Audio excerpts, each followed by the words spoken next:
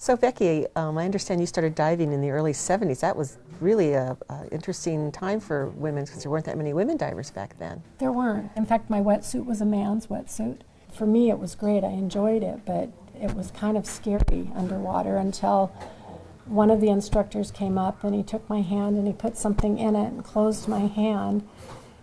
And so I just, afraid to do anything, I just left it there. But pretty soon I could feel something scratching. And I opened it up and it was a little hermit crab. Oh my gosh. And that immediately took my mind off of what I was doing and on what I could see. So you were actually in the ocean when... That was one of our training dives. I did fine in the pool, but in the open water. Right.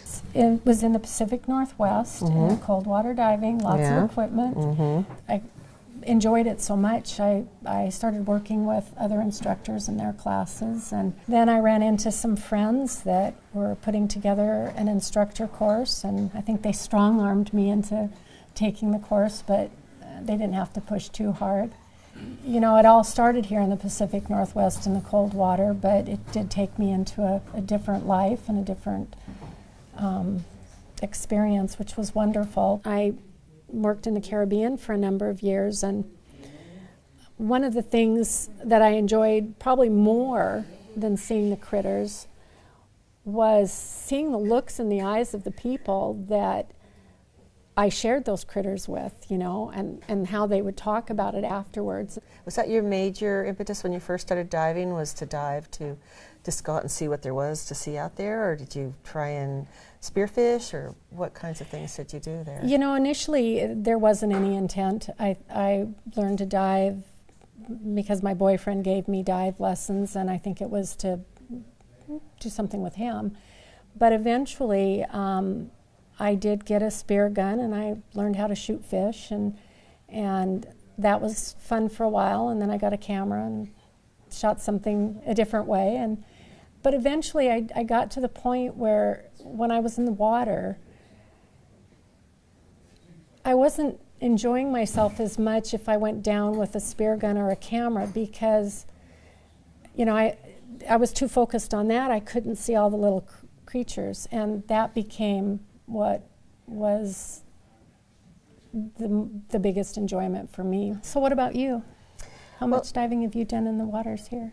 Well, I haven't done any up here, but I started diving back in the late 70s as a Navy diver. It was underwater work. Right, definitely a career there. Yeah. Especially for cold water.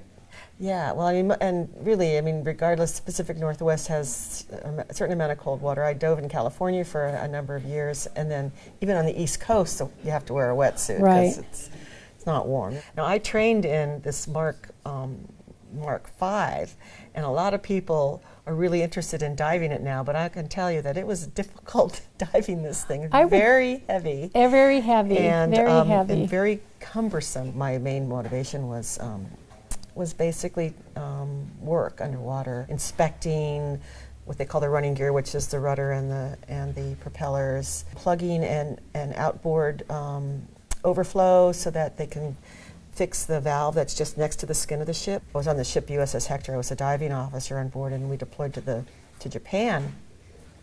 We hit a storm on the way over, and the ship was pretty old. It was about 40 years old, so we're hearing this clanging against the side of the ship when the ship finally, when the water finally calmed down. We get into port, and there are these bilge keels that are on either side of the ship that kind of stabilizes the ship from rocking too much. Well, both of them on both sides had just kind of peeled back like sardine lids. And so we had to actually go under and cut them off and kind of make them smooth. And then we couldn't do all the repairs underwater. We wound up going into a dry dock to do the repairs, but we did what we could to ameliorate the situation at the time. Okay, so Becky, you're a member of the Northwest Diving History Association. What caused you to be interested in being a member of that organization?